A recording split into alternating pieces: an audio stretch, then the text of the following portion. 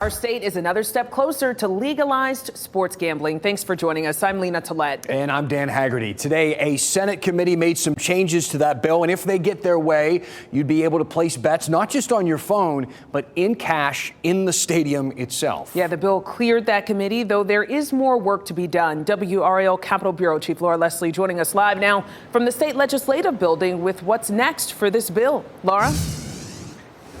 Lena, you probably remember this is the bill that passed the House back in March. They're finally getting to it in the Senate, and of course they want to make some changes to it. For one thing, they want the state to get a bigger piece of the profits. For another thing, they want people to be able to bet in person in cash at professional sports venues.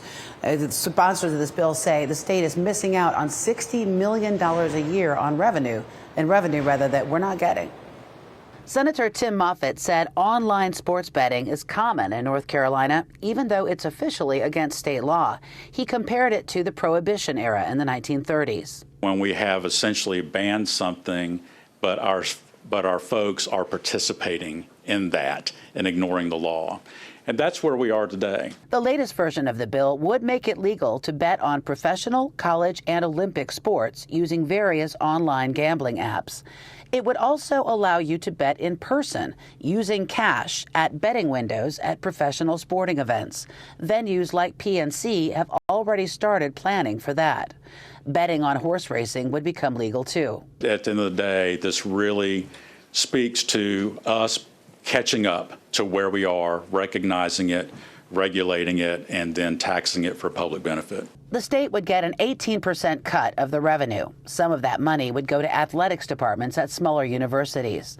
Religious conservatives were the only ones to speak against the bill. Pastor Matt Floyd argued legalizing online gambling would do more harm than good. I've seen marriages and families ruined by gambling. The worst was in a town that had a casino in it. But with this bill, you're proposing to not just have a casino in their town, but to have one in their living room. The Senate's expected to take it up for a floor vote next week. Now, we are expecting this bill to pass the Senate, although it won't be on party lines. There's some opponents on both sides of the aisle on this issue. After that, it has to go back to the House, and we're not real clear on whether or not the House is going to agree to the changes. The House sponsors say they're just waiting to see what happens when they get the bill back. Lena? All right, the saga continues. Laura Leslie reporting live for us. Thank you.